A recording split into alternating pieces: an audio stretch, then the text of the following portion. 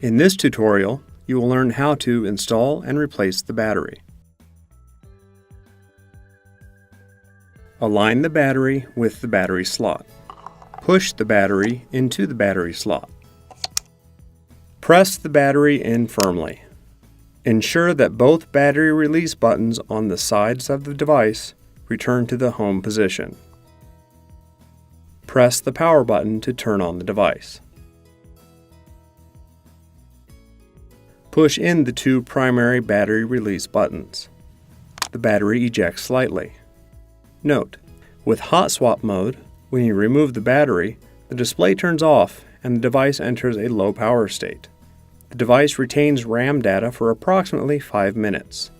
You must replace the battery within 5 minutes to preserve the memory persistence. Push in the secondary battery release buttons on the sides of the battery. Remove the battery from the slot. Align the battery with the battery slot. Push the battery into the battery slot. Press the battery in firmly. Ensure that both battery release buttons on the sides of the device return to the home position. Press the power button to turn on the device.